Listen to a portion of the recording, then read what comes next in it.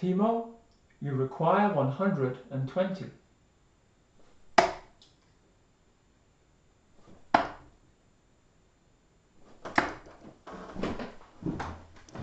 Hey darts fans, that's Timo Newman here, the transporter. Welcome to the good ship Undarted Waters, and it is my great pleasure today to introduce to you Darts26, a variation on darts that I hope that you will love, where things like this are possible. A Shanghai checkout of 120 down in that part of the board.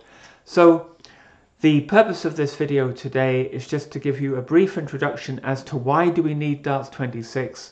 What is it? I'm going to set up the board with Darts26 and give you a demo of 501. Okay, and then I'm going to make maybe 2 more videos where I'm going to go into more detail about where do the rules come from, and also why is May the 2nd next year kind of a big deal. Right, anyway, let's get started. So why do we need Darts26? Well, I don't know if you're like me, but I love darts, but I sometimes get a little bit bored when I watch darts, particularly at the elite level, because it can be a bit dry. Treble 20, treble 20, double 16, double 8. And some players who are brilliant elite players, but they are like machines how they go for these particular shots. And when I was thinking about why I was finding that a bit dull, it reminded me of another former passion of mine, which is chess. I'm not allowed to play chess anymore because I got too obsessed with it and I just leave it alone. But chess is an amazing game, but it also got a bit dry, and the reason was the players, because of computers, were getting better and better at the openings, and it was killing the game. So a big innovation has taken place in the chess world called Chess 960, which has all of the beauty of chess, all the same rules of chess, but you start the pieces on different squares every time. And there's 960 different variations of where you can start the pieces. So this is exactly the same idea with Darts26, where we're going to renumber the board, but we're going to keep the beauty and the flavor of darts, where we're going to have big numbers alternating with small numbers to make it challenging. And the really big challenge of coming up with Darts26 is to figure out a way where it's simple to set up, but also where the current board, this one, this is our current board, where that is a possible outcome. So that is one of the combinations that can come out of Darts26. And it's not straightforward to come up with that. And I'm going to go into all of that detail in a longer subsequent video. But for today, I'm just going to set up now Darts26 on the board. Now, there's a faster way to do it than the way I'm going to do it today, but it might be a bit confusing if I do it the fast way. So this is going to be a little bit more laborious, but that way you'll see exactly what's going on. The basic idea is that we split the numbers up into the 10 small numbers, 1 to 10, this bag here, and 11 to 20 here. So I've just got tiles in these bags. So here's a 2, for example, and that can go in my 1 to 10 bag. And this would be a 14 here. That can go in my 11 to 20 bag. I'm just going to use those to draw random numbers, just like we see when they do a draw on the PDC. They have a bag full of balls and they do a random draw to get the matchings up for a new tournament. Okay, very similar to that. That's the way we're going to generate our random numbers, but we do it with 2 different bags, a 1 to 10 bag and an 11 to 20 bag. And then here in front of me, I've got all of my actual numbers that I'm going to pin to the board. So this is number 18. That's going to go on the board at some point. Okay, I've just dropped number 20 on the floor. Let's retrieve number 20. So this is now, I'm just going to show you a slow way of setting up the board, but it'll be ultra clear what's going on, and then maybe in the next video I can show you quickly the fast way of doing it. So we're going to just start with a coin, because we have to decide, do we put a big number at the top or a small number at the top? So are we going to have a number from the big bag or the small bag at the top? So let's say heads is small, tails is big. I've got a coin here. I'll flip that and it's tails. So that's big. So we're going to start with a big number. So I get my big number bag here, fish around and draw out a tile, and the tile is 17. So 17 is going to go at the top of the board. That's our first number, 17. And now it's straightforward. We just alternate. So I'm going to go to my small bag, draw out a tile, 3. So 3 goes next. Okay, and the thing is you just alternate round small and big, small and big. So I'll fish in my big number bag and I get a, what is that? That's an 18, okay? That goes next. So what I might do, because this is going to take some time to do,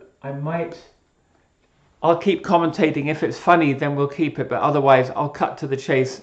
Okay, so I'm just speeding this up and we'll see Timo drawing numbers from the small and large bags. That 17 at the top would be quite attractive to some players because they're used to that segment. But other players will follow the 20 if they're confident over the whole board. And I think we're going to see the 20 appear right now. There it is. So a lot of players will just be going for that for their 501.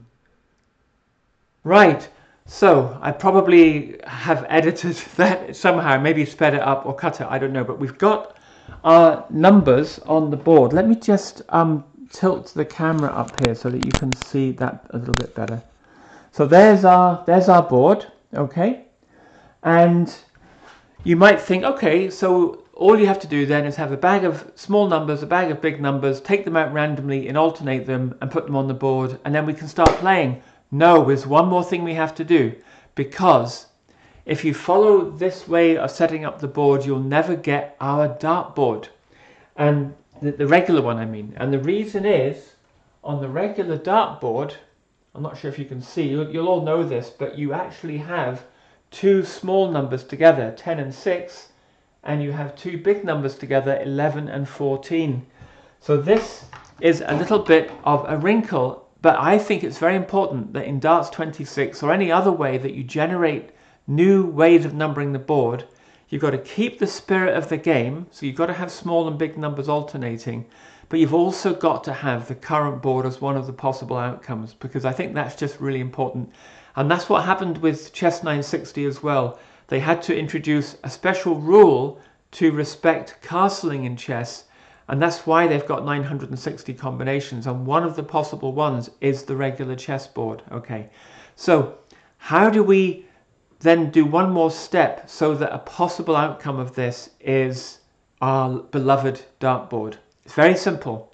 All we do is see where our 10 and 11, so here's 10 and 11, and you just swap them, and all the ones in between you just flip in pairs, and that will then generate as one possibility our dartboard.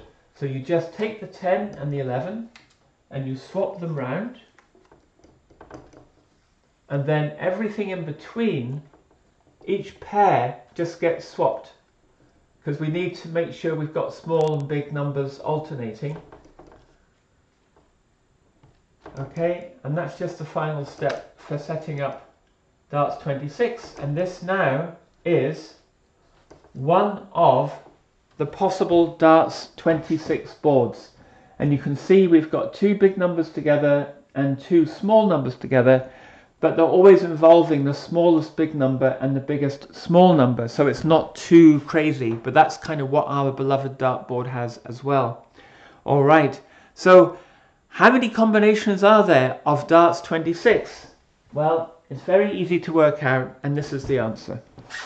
Darts26 has, try and get rid of that annoying reflection there, it has 26,336,378,880,000 combinations. And I will explain where that number comes from in one of the subsequent videos. But that's why it's called Darts26, because roughly speaking, there are 26 trillion ways of doing what we've just done. One of them is our regular dartboard, okay? That's really cool. So what I'm going to do now is have a game of darts on this board. And we will never see this particular board again. It'd be extremely unlikely for this to ever appear in the glorious future history of Darts26. But let's enjoy it while it lasts. Let's just have a quick look. There's our 20, so we're going to be doing quite a lot of action there. Where's our 16? Oh, look! 16 and 8 are next to each other. Let me put that 16 the other way round there. 16 and 8. How cool is that? Wow, so that's not going to happen very often. But one in 10 times, I think you'll get maybe that will happen more often than we think. But 16 and 8 will not very often come together. But that's really, really handy. Okay. What about double 10 for people that like double 10? That's actually where double 2 normally is. 20 is where normally 16 is. So this is a fairly friendly board actually, and the 20 has quite friendly neighbours as well, 4 and 9. Anyway, each time you make a Darts26 board, you can have a quick look before you start playing to figure out your strategy. And this is why this will make this more interesting as a game, because the elite players will have certain regions of the board they prefer, and the whole point of this ultimately is to keep the spirit of the game, to allow us to play 501 or cricket or whatever you like.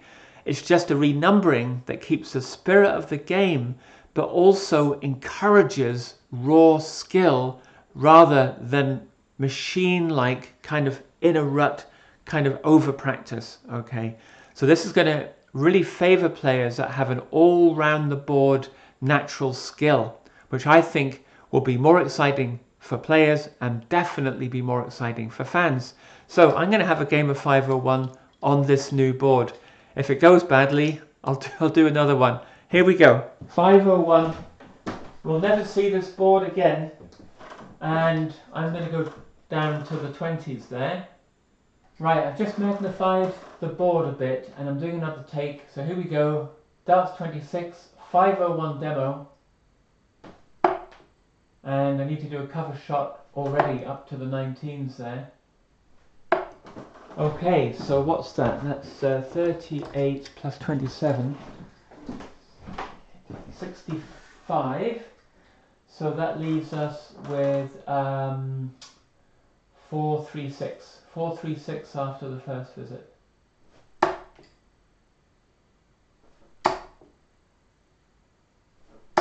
That's 140. So 436, 336.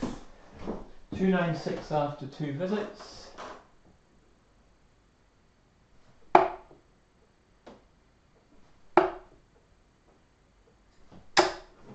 Okay, 49. So 296, 247 after 3 visits. 247.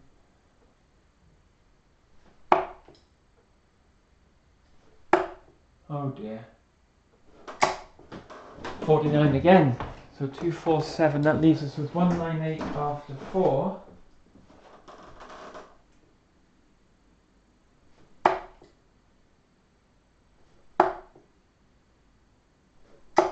That's a ton. 98 after 5. Okay. 98 after 5.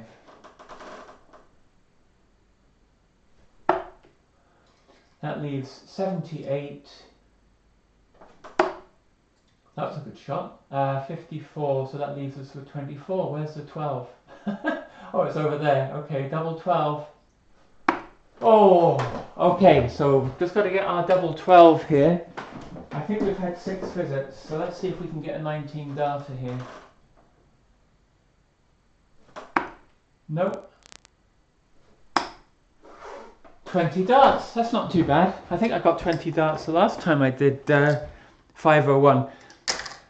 That was great fun. I love playing this because you just it's just like different, you know, but it's 501, it's great, it's all the same outshots and stuff, but you have to work all around the board.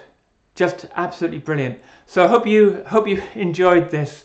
I'm really excited about Darts26. You know, I'm going to make a video subsequently now where I talk a little bit more about where the rules come from, how they work, and I'll show you the quick way to set it up as well. And then in the third and final video, we'll talk about why May the 2nd next year is really special for Darts26. So until then, we get 3 darts at the Oche, whether it's regular darts or Darts26. Let's make them count, and I'll see you next time.